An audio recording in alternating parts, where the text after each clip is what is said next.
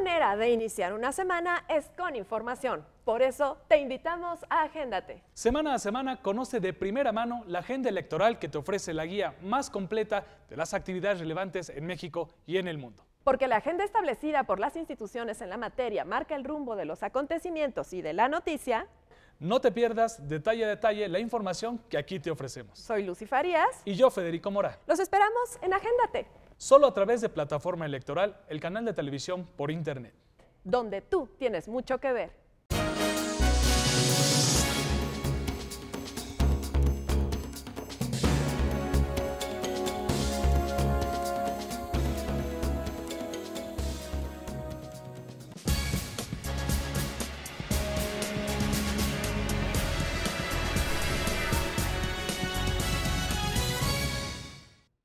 Amigos, un gusto como siempre poder saludarles. Esto es Justicia Electoral a la Semana, un programa del Tribunal Electoral del Poder Judicial de la Federación, en donde se analizan los temas político-electorales más relevantes de nuestro país. En cada emisión, la opinión calificada y reconocida de especialistas en la materia.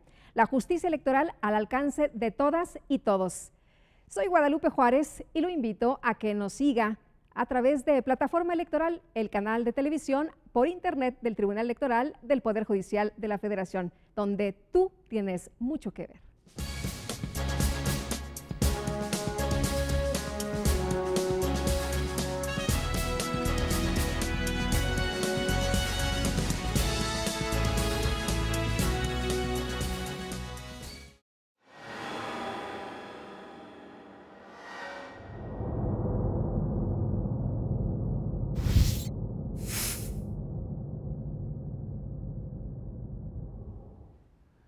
Esto es Sentencias a Debate, tu espacio televisivo del Tribunal Electoral del Poder Judicial de la Federación, en el que comentaremos, discutiremos y debatiremos las sentencias de este órgano jurisdiccional. A la luz de los principios de transparencia y máxima publicidad, conocerás las razones y las finalmente jurídicas por las cuales se deciden determinadas cuestiones en las sentencias precisamente de este tribunal en materia electoral. Te invito a que nos acompañes en Plataforma Electoral, el canal de televisión a través de internet, donde tú tienes mucho que ver.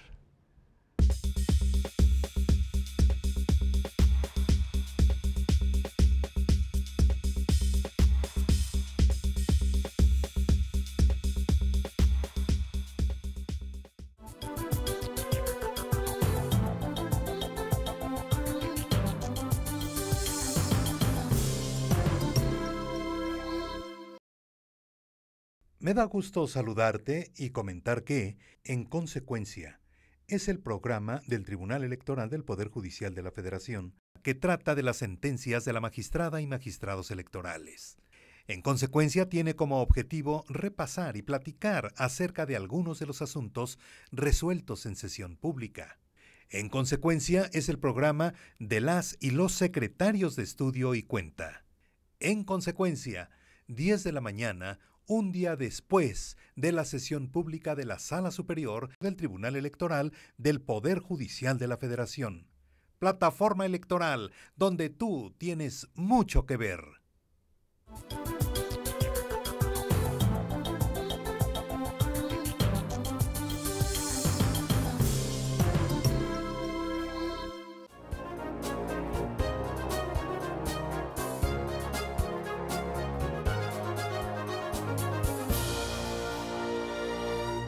La actuación del Tribunal Electoral del Poder Judicial de la Federación y sus resoluciones impactan en la vida política y social del país. En Infórmate podrás conocer las resoluciones y las actividades de la Sala Superior y de las 6 salas regionales del Tribunal Electoral del Poder Judicial de la Federación. También te presentaremos la información generada en los organismos electorales federal y estatales, así como en las cortes y tribunales constitucionales del ámbito internacional. Soy Silvia Machuca y te invito a permanecer aquí en Infórmate, el espacio noticioso del canal de televisión por internet del Tribunal Electoral del Poder Judicial de la Federación, donde tú tienes mucho que ver.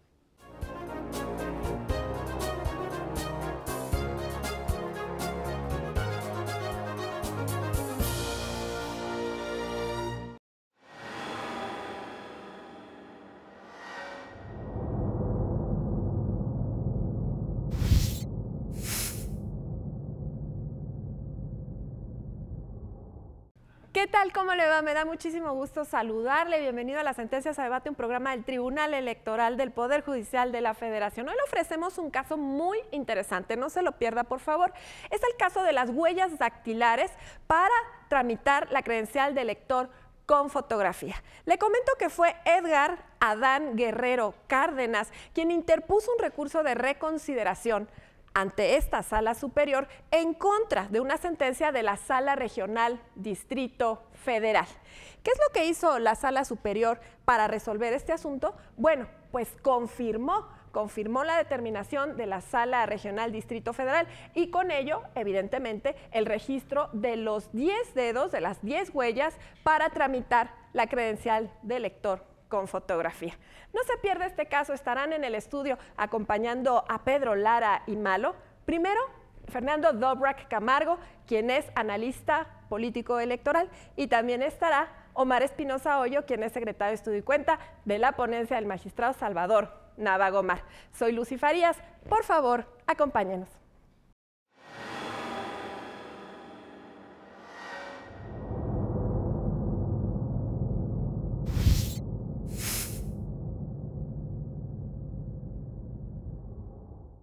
Les damos una vez más la bienvenida a este programa Sentencia a Debate del Tribunal Electoral del Poder Judicial de la Federación. Gracias a Lucy por adelantar la presentación de nuestros invitados y muchas gracias por acompañarnos. Fernando, Omar, muy agradecidos de que estén aquí con nosotros.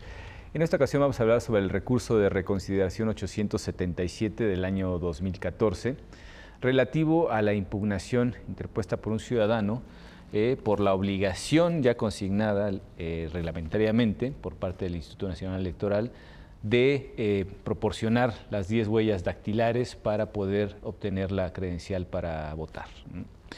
Y bueno, pues como es costumbre, me gustaría que Omar, que es uno de los, el secretario, más bien redactor, porque es el único redactor de esta sentencia de la ponencia del magistrado Salvador Nava Gomar, nos ponga un poco en precedente de este asunto. ¿Qué es lo que finalmente lo trae hasta aquí? ¿Cómo suceden los antecedentes que tenemos que tener en cuenta jurídicamente?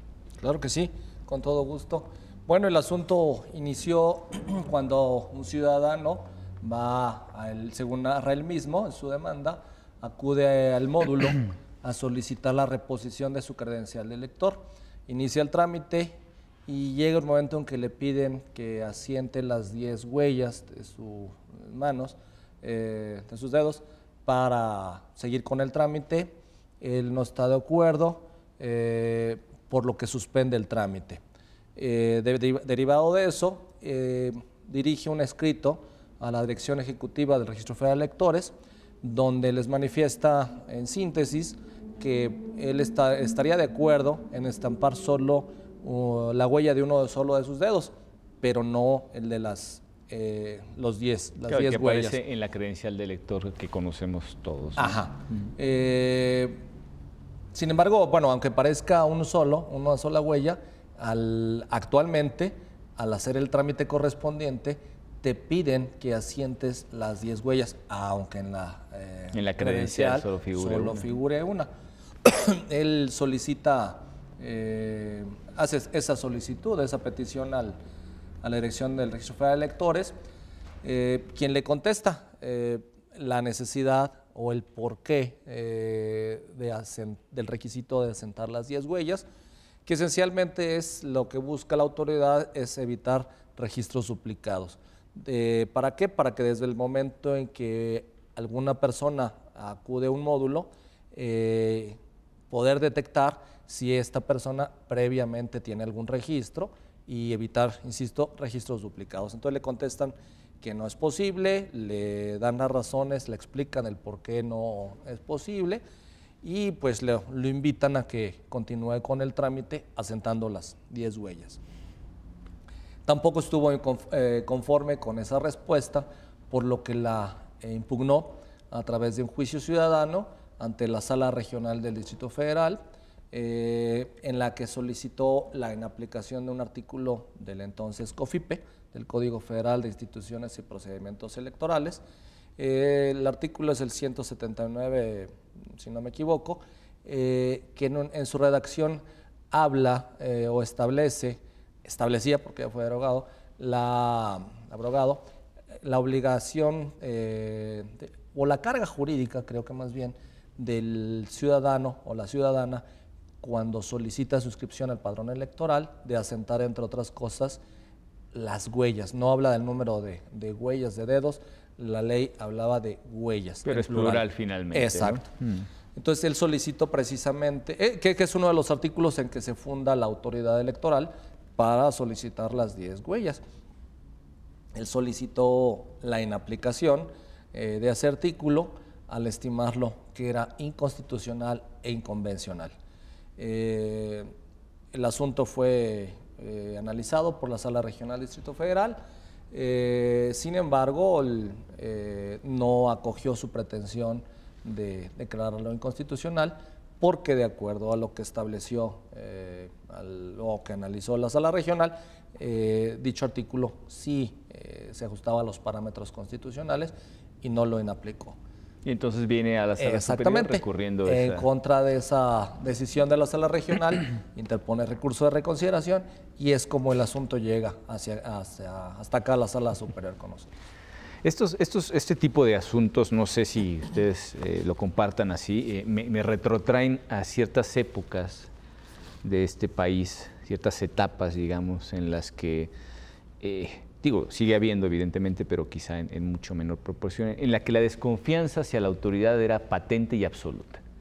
Es decir, cómo la autoridad, y perdónenme que utilice una jerga de los penalistas, de aquellos sobre todo que están al pie del cañón en los reclusorios, ese tipo de cosas, cómo a mí, ciudadano común y corriente, ausente de toda culpa, me van a poner a tocar el piano, ¿no? Porque decía, claro, cuando fichan a uno, pues evidentemente lo primero que le hacen, utilizando esa jerga, es tocar el piano, poner los 10 dedos para al final de cuentas tener el registro de las huellas dactilares de los 10 dígitos.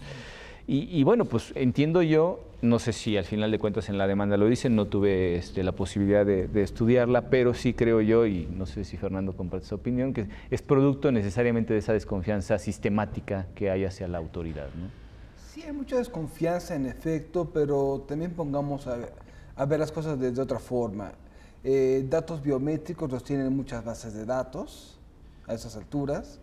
Está el debate también sobre la identidad de la persona, cuál debe ser el mejor instrumento para tener esa identidad, y desde los años 90 que se había creado la credencial de elector, se creó como una medida provisional mientras no hubiera una cédula de identidad, y es un transitorio de la Constitución que no se ha aplicado desde hace más de 20 años en realidad. Entonces sí hay una gran desconfianza, pero también necesitamos hablar del tema de certidumbre jurídica. Y aquí hay una pregunta que tengo. ¿Este conflicto del registro se dio con el COFIPE cuando estaba vigente o se dio ya posterior, ya con el Código Nacional? Bueno, aquí hubo un traslape, que inclusive en la sentencia se hace esa aclaración, qué bueno que la comentas. El conflicto inició con la ley anterior, con el Código Federal de Instituciones y Procedimientos Electorales. Fue abrogado. Sin embargo, se hace esa aclaración en la sentencia, que no pasa desapercibido, que efectivamente ese artículo, junto con toda esa ley, fue abrogada, pero que la nueva ley también contempla una disposición similar en otro artículo diverso, pero la disposición continúa vigente. La redacción es igual, inclusive habla también de huellas para solicitar la credencial del elector. Entonces, precisamente se hace esa aclaración se hizo en entonces proyecto, después ya que se votó como sentencia, y se dice, no pasa desapercibido que esa norma en particular fue abrogada, pero la nueva ley prevé una norma muy similar y por lo tanto se hizo el estudio. Es decir, no era inocuo, innecesario, sino que dada que la situación de que una disposición semejante ya estaba vigente, pues lo mejor era analizar si de acuerdo a lo que se alegaba por el ciudadano era inconstitucional o inconvencional la norma que prevé en plural huellas. Claro, y yo creo que en este caso, al final de cuentas, al haber una continuidad legislativa, es decir, no importa que haya cambiado el número del artículo correspondiente, sigue presente la norma y sigue redactada de la misma manera. Claro. Aquí la cuestión a dilucidar era precisamente pues si las medidas derivadas de esa disposición normativa resultaban pues proporcionales sobre todo, y en ese sentido pues conseguían la eficacia que se perseguía con la propia creación de la norma, ¿no? Claro. ¿Qué es lo que argumenta en sus agravios finalmente el quejoso, particularmente ya cuando viene impugnando la sentencia de la Sala Regional del Distrito Federal? Lo que tú comentabas hace rato no habla de desconfianza ante la autoridad. No sé si la tenga o no la tenga, pero cuando menos no... Patente podría estar, pero no expresamente. No la expresó.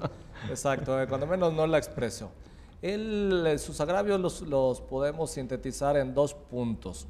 Uno, él habla que nuestra Constitución no prevé expresamente la obligación de la ciudadanía de estampar las huellas dactilares, las 10 huellas dactilares al solicitar la credencial para votar. Entonces él dice, como no la prevé la Constitución, ese requisito es inconstitucional. Ese es un argumento.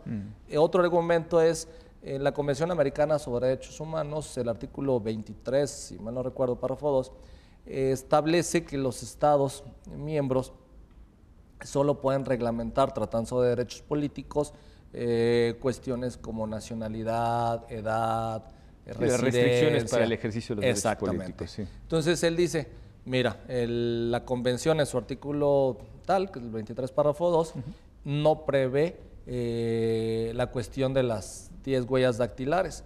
Eso quiere decir que los estados no lo pueden reglamentar, so pena de violar la Convención Americana. Esos son los 2 argumentos principales que alegó en su demanda, en su recurso. Digo, perdón por alentar el chisme, pero entonces en ningún momento se ve claramente las razones subjetivas por parte del actor para... digo, yo insisto, como no había leído la demanda, quería un poco tratar de hacer la inferencia que a nivel personal, individualmente, pues podían haberlo movido, particularmente por ese temor, ¿no? De que finalmente, bueno, la autoridad sabemos que durante mucho tiempo, espero que sea una práctica que ya haya cesado, las fábricas de culpables estaban a la orden, y bueno, pues qué mejor que tener las 10 huellas dactilares de una persona, ¿no? Más ahora con los medios tecnológicos relativamente al alcance de cualquiera que le permiten reproducir esas huellas y pues plantarlas, como dice, sembrar huellas en cualquier parte, ¿no? No es lo mismo que la autoridad tenga solamente la de un pulgar, que sabemos que pues, es la única a la cual va a disponer de manera inmediata, que el hecho de diferenciarla, por ejemplo, de los datos biométricos que utiliza el sistema penitenciario para, al final de cuentas, tener registro de quienes han delinquido en este país, ¿no? Es muy interesante esto. En primer lugar, esto tiene que ir a la Constitución. Vamos, creo que sería excesivo, ¿no? Pero sí, digo, claro. Es el primer problema. Sí.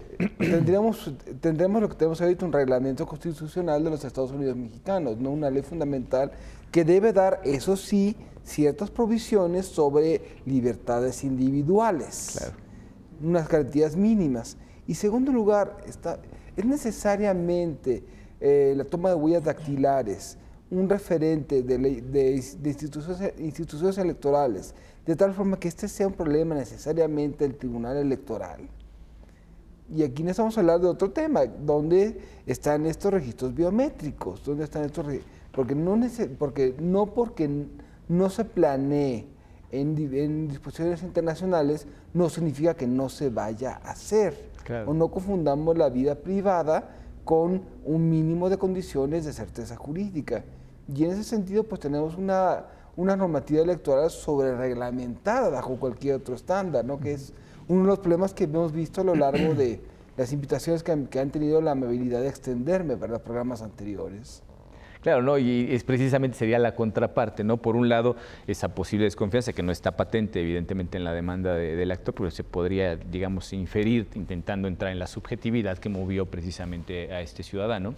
Pero por el otro lado, como bien apunta Fernando, tenemos la necesidad, frente a la manera en la que hemos hecho hasta ahora las cosas respecto de, pues, del manejo del padrón electoral, ya sabemos que los padrones se engordaban en algún momento, no había certeza para poder cotejar si una persona estaba duplicando su identidad, si votaban los muertos, como solía suceder anteriormente, ¿no?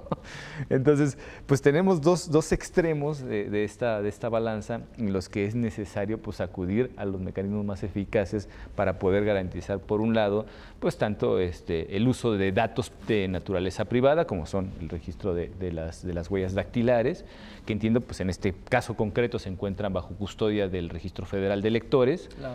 Esperemos que no salgan de allí. Claro, y por el otro lado, precisamente la obligación, la carga jurídica que corresponde al Registro Federal, para poder cotejar que efectivamente el padrón esté saneado, se corresponda lo más posible con la realidad de los votantes en este país, ¿no? Creo que en nuestro país siempre hemos encontrado esa especie como de dicotomía extrema, en la que por un lado nos dicen que la burra no era arisca, sino que la hicieron, y por el otro lado pues resulta que ni era parda siquiera, ¿no? O sea, son cuestiones que tenemos que enfrentar, y un órgano jurisdiccional como este pues evidentemente tiene que estar a la última con la resolución de este tipo de conflictos, ¿no? Me gustaría que pues, nos explicaras un poco más o menos cuáles fueron las cuestiones que argumentó en este caso la Sala Regional como autoridad responsable, pero antes vamos a ir a un breve corte, si nos lo permiten. Claro. Que volvemos con ustedes en un momento. Muchas gracias.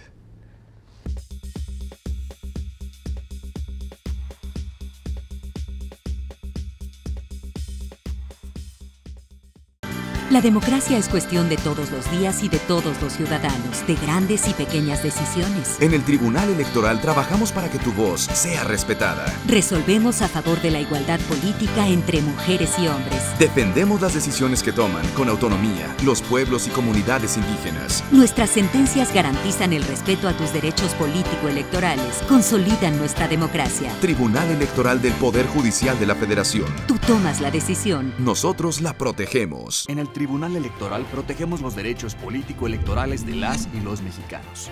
En los últimos 3 años atendimos más de 60,000 asuntos, 8 de cada 10 interpuestos por ciudadanos, y en este año resueltos en apenas 11 días. Trabajamos por la igualdad entre mujeres y hombres y por la autonomía de los pueblos y comunidades indígenas. Somos referencia para tribunales locales y extranjeros. Tribunal Electoral del Poder Judicial de la Federación. Tú tomas la decisión, nosotros la protegemos.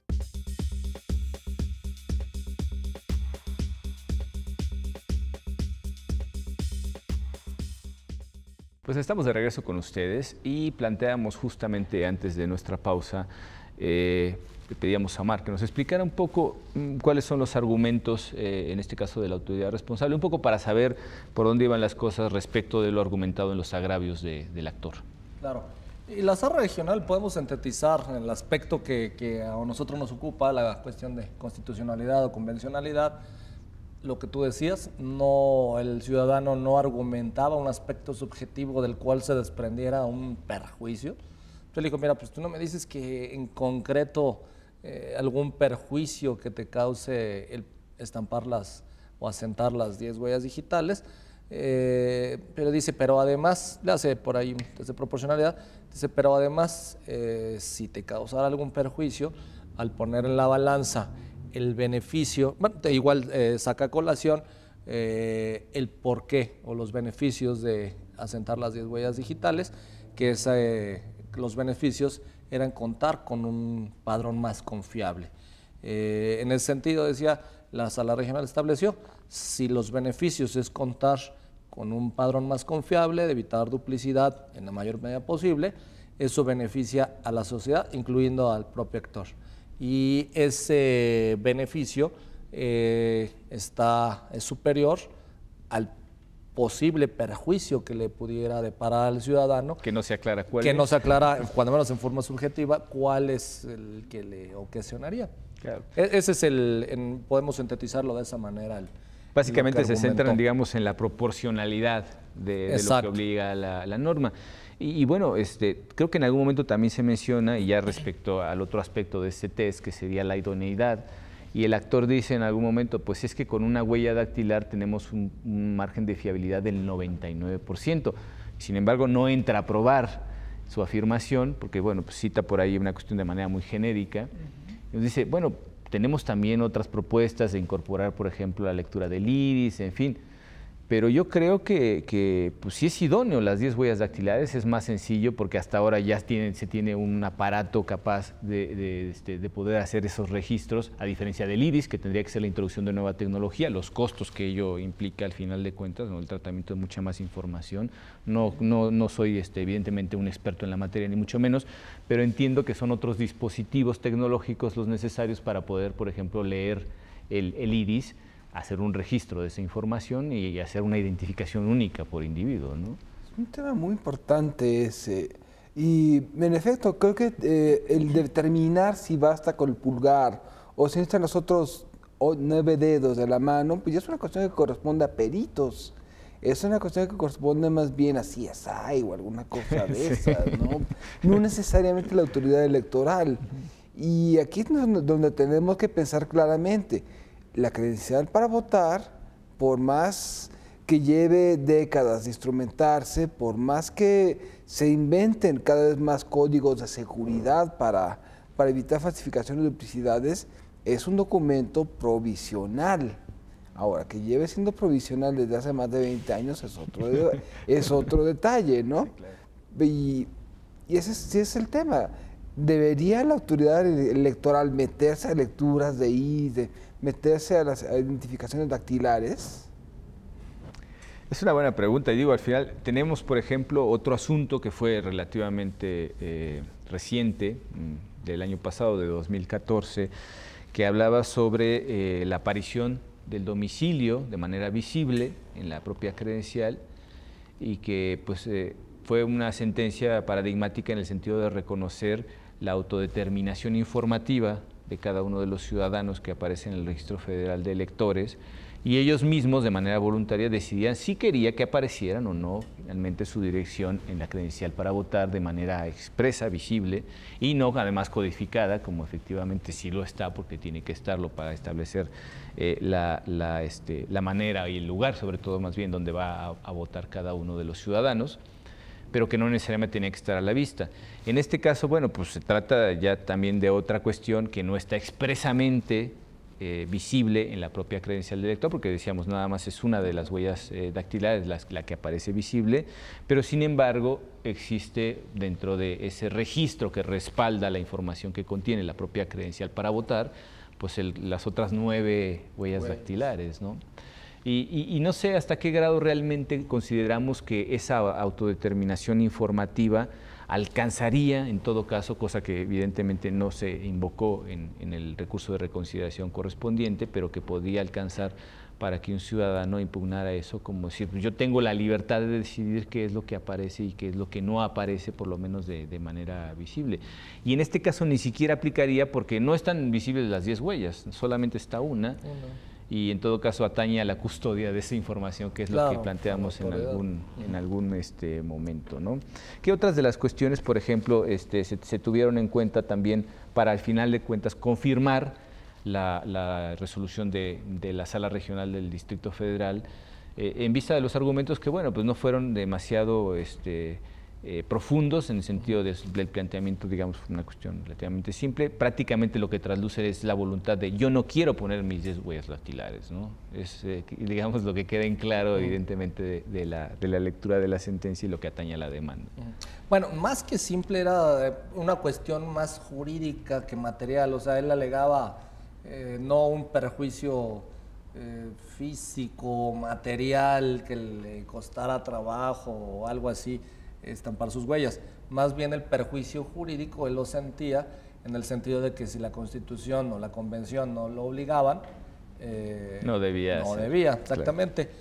Bueno, en ese sentido, para contestar sus agravios que hizo valer aquí en el recurso de reconsideración ante esta Sala Superior, también los dividimos en 2 partes, la cuestión de constitucionalidad por un lado y convencionalidad por otro, que de alguna manera se relacionan de cualquier manera.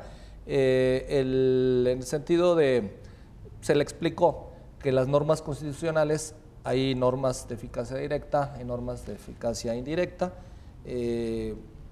Las de eficacia directa permiten por sí solo que tengan eficacia, vale la redundancia, por sí solas. Y las de eficacia indirecta necesitan de otras normas que regulen el derecho que lo prevén. Entonces, en ese sentido, se estableció que los derechos políticos electorales pues son normas constitucionales de eficacia indirecta, porque requieren de una serie de normas que regulen el ejercicio del derecho, es decir, necesita establecerse, regularse, en dónde van a ser los centros de votación, con qué características, quién contará los votos, cuáles son los derechos y obligaciones de los partidos, cómo puede ser candidato, regular las campañas electorales, etcétera. Entonces, los derechos político-electorales requieren, insisto, de una regulación. En ese sentido, se estableció que deben de regularse otras cosas diversas a la que establezca la Constitución. La Constitución prevé el derecho de votar y ser votado, prevé algunas características de las campañas, etcétera, pero hay otras cosas que necesitan ser reguladas. Entonces, lo que se le dijo, o lo que se estableció en la sentencia fue habría que analizar si esa disposición busca un fin al cumplir con un principio constitucional. Ahí se estableció que el padrón electoral es básico en una elección porque ahí están los nombres de todos los y las ciudadanas que pueden votar y debe de ser un padrón certero, que no esté duplicado, que no haya personas que aparezcan 2 o más veces. En ese sentido, la medida de estampar las 10 huellas digitales buscaba tener un padrón certero y consecuentemente buscaba cumplir con uno de los principios constitucionales en materia electoral, que es la certeza. Entonces, ahí se justificaba el que la autoridad requiriera de esa carga jurídica, porque se justificaba en el principio de certeza. Luego también se estableció que era idóneo porque pues es una innovación tecnológica que a partir de nuestras huellas digitales puedan establecerse registros que eviten que vayamos más de una ocasión a registrarnos o a solicitar nuestra credencial de elector para evitar que tuviéramos 2 o más credenciales. Sí, que hemos visto casos además en los que efectivamente sucede así a lo largo de... Exacto. Y que no se encontraba algún otro mecanismo que fuera menos gravoso, por llamarlo de alguna manera, a través del cual la autoridad pudiera tener certeza sobre las personas que van a solicitar su credencial para votar. En el tema que comentas del ciudadano, él citó una noticia ya de hace muchos años, del 2011, si no me equivoco, de varios años, de la cadena CNN, en donde se establecía que, hablando de cédulas de identidad, no de la credencial para votar, pero de cédulas de identidad, según la noticia, la noticia daba a conocer que de acuerdo con el IFAI y otras cédulas en el mundo, con una sola huella se alcanzaba una certeza respecto de las personas que solicitaron el registro de hasta el 99%. Claro. Eso decía la cita que hablábamos hace un rato. Sin embargo, al respecto se le contestó varias cosas al ciudadano. Por un lado, pues ya no podría llamarse una prueba superveniente porque era de 2011, pero aún así no se encontraba ese indicio corroborado con otra prueba y por el contrario, se advirtió la existencia de una recomendación que si mal no recuerdo, en el 2010 hizo el IFAI a la Secretaría de Gobernación, precisamente cuando se estableció lo de la cédula de identidad, en donde se pretendía que los ciudadanos a los y las ciudadanas se les recabaran tanto las 10 huellas dactilares como el iris, más que recabar, bueno, registrarlo de alguna manera, exactamente, sí, el iris de los ojos. Y en el asunto de la recomendación es muy amplia, pero en el asunto que nos ocupa, lo que estableció es que las 10 huellas, no una, las 10 huellas tenían el 99% de certeza. O sea, ni siquiera estaba bien plasmada la nota. Exactamente, claro. La nota, por ahí le faltaba algún dato, porque el IFAI lo que recomendó es, yo advierto, con unos estudios que encontró, que con las 10 huellas obtenemos un 99% de certeza.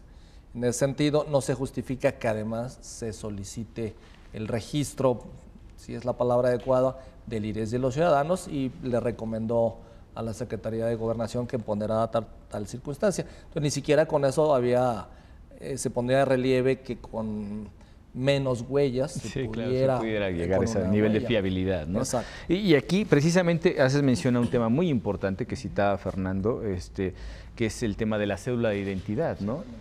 ¿Qué proyección podría tener un documento como ese y qué utilidad, sobre todo real, ves tú, Fernando, para a futuro? Porque ya decíamos, lleva 20 años de rezago el asunto y no acaba de ninguna manera de concretarse. Hay oposición por algunos grupos parlamentarios, otros lo están empujando de hace tiempo, algunos han cambiado de parecer, bueno, es un verdadero relajo esto. Totalmente parecer si están en el gobierno o la oposición. Ese es un tema... Este es un tema necesario, pero como cualquier otro tema de gran magnitud, es un tema que está politizado en sus contornos. Así es. Es decir, no hay nada de malo que haya información sobre nosotros, biométrica. De hecho, es una forma de garantizar nuestra identidad. Y garantizar nuestra identidad no solamente del eufemismo de que el gran hermano te está observando. o demás delirios de persecución que obviamente forman parte de unos argumentos de una de las partes, sino de un tema más importante. ¿Quién es tú? ¿Quién eres tú? ¿Qué propiedad tienes? No solamente bajo otro argumento, no la expropiación, sino un derecho de propiedad. Claro. Es decir, tú eres el propietario de una tierra. Necesitamos saber quién eres, cuáles son tus contornos, cuál es tu identidad. ¿Por qué? Porque eso te brinda certeza jurídica. Y ese es un tema muy importante. Incluso ya se considera el derecho a la identidad como extensible a todos esos elementos, ¿no? Los que conforman a cada una de las personas. ¿Sí? Totalmente de acuerdo. Y en ese sentido tenemos dos grandes temas que generan esa dificultad. Uno, la inercia del discurso conspiratorio. Y dos, los altos costos que tiene esta política pública para instrumentarse. Claro. Sí, llegamos a la cuestión de los dineros, que no es menor, ¿no? Exactamente. Se han tratado de dar diversas formas de tener una identidad, no solamente la credencial del elector, sino la clave única del registro de población, el CURP. Pero, pues, a final de cuentas, tienen cada una de ellas sus diferentes grados de falsificación. Pero en realidad es central que comencemos a hablar de depositar en una atribución del Ejecutivo esos datos biométricos, no en un órgano autónomo del Estado, precisamente. ¿Qué tiene que hacer la autoridad electoral? Deshaciéndose en explicaciones sobre si necesitamos tener 10 dígitos en la credencial o 1 más 1, ¿no? O necesitamos hablar de otro tipo de temas. Cualquier vez en donde sea que nos registremos en Internet, dejamos alguna huella, dejamos alguna cosa de identidad. Así es. Y es decir, no solamente estamos hablando de ceder esa información nuestra al Estado, sino que el Estado nos garantice, como hemos visto también, ese tema de la privacidad de nuestros datos.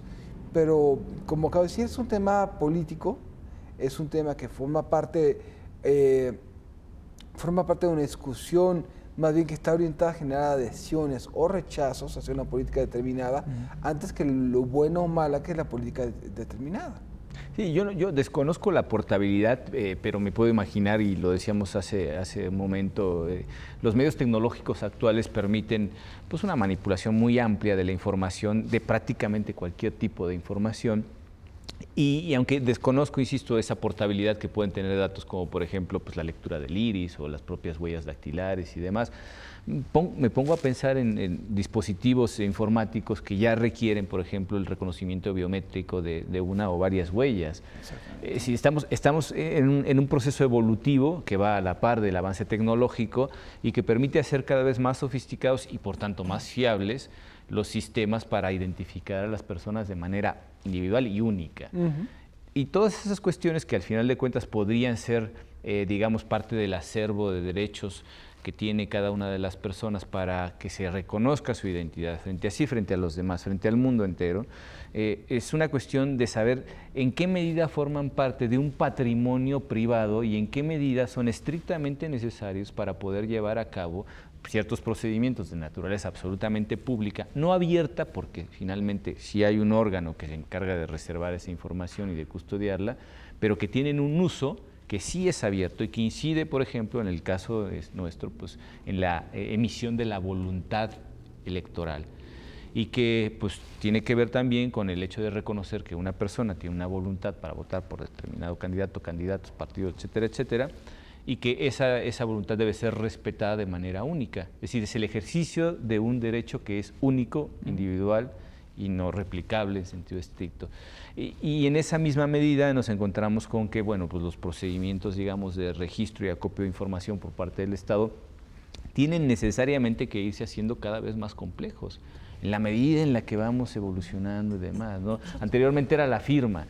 Decían, pues la firma era la forma de identificarse, ¿no? Y sigue siendo en muchos ámbitos un simple garabato que hacemos y que, bueno, pues hay hasta sistemas especializados en el reconocimiento de esas firmas, ¿no? Peritos que se dedican a determinar si efectivamente es la firma de fulano o sutano la que aparece en un documento y demás. Claro, y es muy importante otra cosa, la certidumbre jurídica. Es decir, no solamente la existencia de esos datos, sino para qué queremos estos datos, ¿no? Es decir, que nos vinculen con derechos de propiedad, que nos vinculen con la capacidad de que se nos identifique rápidamente si cometemos un delito. No solamente, digo que estamos hablando también de qué garantía tenemos de que no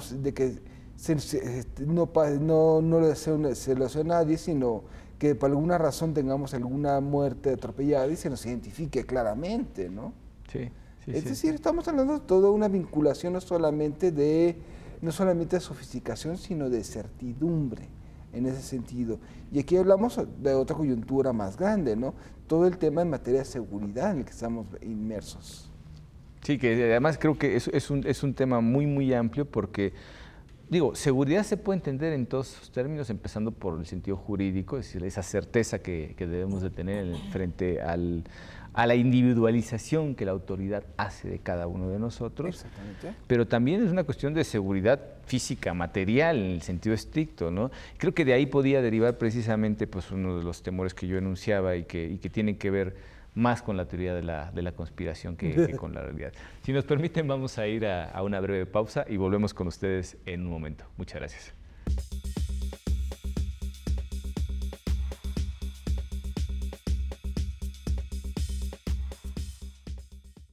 La democracia es cuestión de todos los días y de todos los ciudadanos, de grandes y pequeñas decisiones. En el Tribunal Electoral trabajamos para que tu voz sea respetada. Resolvemos a favor de la igualdad política entre mujeres y hombres. Defendemos las decisiones que toman con autonomía los pueblos y comunidades indígenas. Nuestras sentencias garantizan el respeto a tus derechos político-electorales, consolidan nuestra democracia. Tribunal Electoral del Poder Judicial de la Federación. Tú tomas la decisión. Nosotros la protegemos. En el Tribunal Electoral protegemos los derechos político-electorales de las y los mexicanos.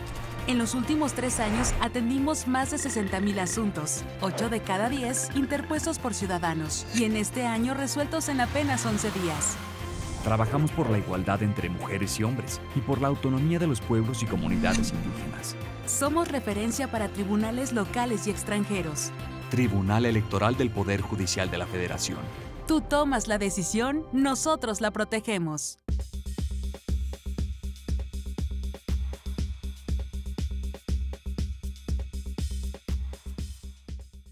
Pues estamos de regreso, ya este es nuestro tercer segmento y me gustaría, Omar, que nos contaras un poco, pues al final, cuáles fueron las cuestiones de convencionalidad que se resuelven, cómo se plantean y en general los efectos que pudiera llegar a tener la sentencia resuelta en el sentido de confirmar la determinación de la Sala Regional del Distrito Federal de esa carga jurídica de depositar para su registro las 10 huellas dactilares para la obtención de la credencial para votar. Claro que sí, con todo gusto.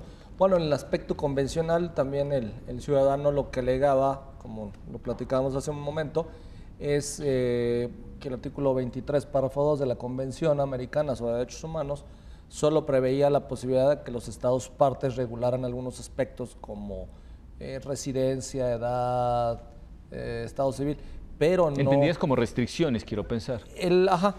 Pero esa explicación se le da en la sentencia, que precisamente que esas serían unas restricciones, pero que el Estado puede regular algunos otros aspectos, porque precisamente para ejercer los derechos políticos pues hay que regular muchas cosas, como ya lo adelantamos. Claro. Centros de votación, campañas, partidos, candidatos. Entonces, que no serían esas cuestiones las únicas por regular a cargo del Estado, que había otras, y siempre y cuando no fueran desproporcionadas, como se explica, como lo explicamos respecto de este asunto. Bueno, la conclusión se confirmó en la sentencia de la Sala Regional y bueno, el efecto es que, cuando menos en el caso, no se demostró que la carga jurídica de estampar las 10 huellas digitales por sí sola sea inconstitucional o inconvencional. Ni siquiera que le depare en sentido estricto un perjuicio a cualquier ciudadano, claro, como el caso del quejoso. Entramos aquí a un aspecto fundamental y que hemos tratado no solamente al principio de este programa, sino en otras ocasiones que nos has acompañado, Fernando, y es el hecho de que a veces se cae en la sobreregulación. En este caso creo que pues, es una norma pues, mesurada en ese sentido, no es un requisito complicado ni mucho más. Y creo que además se resuelve de manera tan inmediata como poner una huella. Poner las 10 o poner una es exactamente lo mismo para el ciudadano. Para ¿no? efectos de este marco normativo, de este instrumento jurídico, da completamente lo mismo, en realidad. Que haya alguna afectación clara sobre ponerlas o no ponerlas, pues mientras haya alguna cierta forma de identificar a la persona, está claro. Que haya alguna forma de que alguna autoridad o partido político, al momento de estar buscando a una persona para controlarla debido a padrones o alguna cosa, o algún tema similar, le sirva una huella digital, no le sirve una huella digital. Claro. Era más polémico el hecho de poner o no una dirección para estos efectos, pero yo no me imagino a un comité distrital de un partido político teniendo un microscopio con un fichero, ¿no? Bueno, yo sí, pero no quiero pensar en ello. Entonces, pues digo, y otra vez el tema, necesitamos nosotros esto, y ojo, puede que no haya algún antecedente claro de eso en regulaciones comparadas, pero las regulaciones comparadas no se van a una cosa tan específica, ¿no? Claro. O eso ya lo resuelven inmediatamente con una cédula de identidad, más bien. Sí, no, incluso yo estaba pensando que hay sistemas de identificación, sobre todo que utiliza la iniciativa privada para identificación de sus empleados. Exacto. Pues se pone toda la palma completa, ¿no? Los accesos controlados en niveles de alta seguridad en algunas empresas, pues sí, me exigen ya no solamente que ponga uno el pulgar, sino poner toda la mano completa, por lo menos la mano derecha, sí, pues que equivale ya al 50% de estos requisitos que están eligiendo, más la palma, ¿no? Dependencias públicas, entras a muchas dependencias ya del Ejecutivo Federal y te piden al menos la foto, y ahí te tienen la maquinita con la foto. Efectivamente. Y obviamente muchas de estas dependencias públicas intercambian información no solamente entre sí. Sí, claro. Entonces, sí, ¿dónde está el daño a final de cuentas, no? No, y dónde entramos en el terreno del gran hermano y dónde pues la situación utópica de absoluta falta de control que podíamos tener, confiando al final en el buen hacer de nuestros ciudadanos, ¿no? Cosa que bueno, la práctica desmiente. Oye, por más que tengamos nuestra base de datos, esto no funciona si nosotros no estamos constantemente vigilando que haya un buen uso de esto, ¿no? Claro. El mejor sistema, el sistema mejor diseñado en el papel, suponiendo que existe, que eso es otro tema muy debatible, no funciona si no tenemos una sociedad civil que está presionando para sus garantías. Entonces, irnos por un lado o por el otro, pues me parece un debate no muy útil si no estamos hablando de... Necesitamos tener condiciones para que el ciudadano sepa esto, necesitamos tener condiciones para que el ciudadano sepa qué se pide y cómo exigir las garantías de secrecía o exigir las garantías de certidumbre, ¿no? Claro, claro. Y al final de cuentas, creo que lo decíamos hace un momento también fuera de cámara, ¿no? Desde el momento en el que existe una ley de protección de datos personales, pues tiene que haber sujetos obligados para la custodia de esa información, que en este caso, bueno, creo que encaja perfectamente en las condiciones generales que se podían exigir a esa entidad de gobierno, que es el caso del Registro Federal de Electores, que tiene muchísima información, ya han ocurrido filtraciones, pero efectivamente, como apunta Fernando, pues poca utilidad, por lo menos en términos de los particulares, los fascinerosos, podríamos decir, los malos de la película, podrían tener en la utilización de información de esta naturaleza, como es el caso de las huellas dactilares. Y entiendo yo que, bueno, pues al existir una obligación legal de custodiar la información, pues se encuentran por lo menos formalmente, a buen recaudo este tipo de informaciones, ¿no?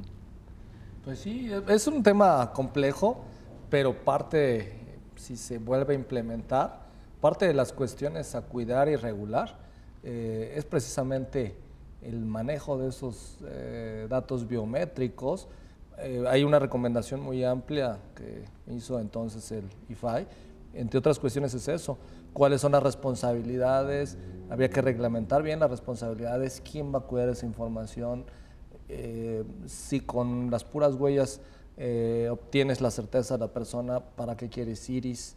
El registro del iris, son varias cuestiones, no es un tema fácil, con independencia de lo politizado, de las pros o contras o de los grupos que estén a favor, están en contra, sí es un tema complejo por todo eso que no podemos dejar de pensar en ello. ¿Quién lo va a cuidar? ¿Quiénes son los funcionarios encargados de cuidar esa información personal de los ciudadanos y de las ciudadanas? ¿Cuál va a ser su responsabilidad? ¿Cómo la va a cuidar? Y hasta dónde el Estado puede requerirnos más información biométrica de la estrictamente necesaria para tener una mera cédula de la identidad. Sí es un tema no fácil, es complejo y, insisto, con muchas aristas. Sí, bien lo decía Fernando también, pues creo que es una cuestión de peritos el conocer a fondo el verdadero impacto y la manera en la que se manipula esa información, el tratamiento informatizado que se le da, en fin, son unas cuestiones bastante complejas técnicamente, ¿no, Fernando? Cada vez más la defensa de un derecho va a depender de más instituciones. Por ejemplo, se habla mucho del tema de la vigilancia de los fondos públicos, de los fondos de los partidos. Esto ya está dejando cada vez ser más tema de las instituciones electorales y ya comienza a ser tema del propio IFAI. Ya los partidos son sujetos de interés público. Claro, frente a las solicitudes de información. Exactamente. Sí, entonces, sí. cada vez va a ser más complejo esto, cada vez vamos a hablar menos de brindar las huellas digitales, digamos, impresiones dentales, iris en temas meramente electorales y va a ser cada vez más temas de gobernación, de la fiscalía que se va a crear. Estos temas cada vez van a ser menos regulables para la autoridad electoral, afortunadamente. Sí. Y esto va a pasar para ser tema de otro tipo de instituciones más complejo. Y lo más que se puede hacer es, a ver, señores, los límites de este tema están aquí, los límites están acá. Esto es una gran red de temas y comenzar a divulgar de qué se trata esto. ¿Por qué? Porque obviamente detrás de cada discusión pública hay intereses a favor y hay intereses en contra. Y esos intereses a favor o en contra no son necesariamente buenos o malos. Claro, hay diferentes perspectivas. Y se espera que nosotros como ciudadanos nos enteremos, llegamos a un juicio. Por lo tanto, es muy útil tener este tipo de resoluciones, no solamente para decir esa persona exageró o se tiró al suelo, ¿no? Sino decir, hey, necesitamos comenzar a pensar hacia dónde van los límites de las cosas, hacia dónde debemos, una autoridad electoral debe saber esto, y hacia dónde debemos irnos hacia más adelante, porque el otro va hacia mayor certidumbre, pero sí más información. Es muy cierto, muy cierto. Y creo que además, a raíz de las últimas reformas constitucionales, pues todo va encaminado hasta cierto sentido. Tenemos ahora como institución garante al IFAI para todas las cuestiones de información.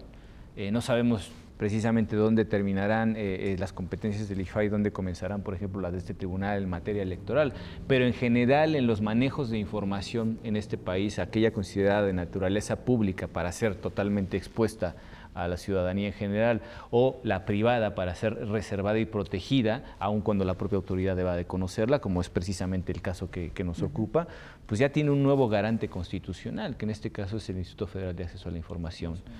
Y esos panoramas también nos hacen pensar en la perspectiva que podrían llegar a tener, ¿no?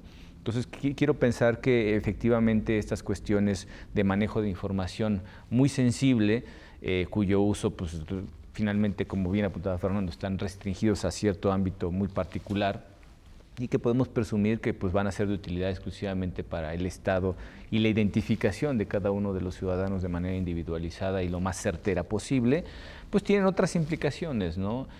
Los derechos en juego pueden ser pues quizá bastante evidentes en determinados contextos, pero también el uso que esa información se le puede dar y la incidencia que tiene en la vida práctica de los ciudadanos todavía es un tema que está por dibujarse siquiera, ¿no?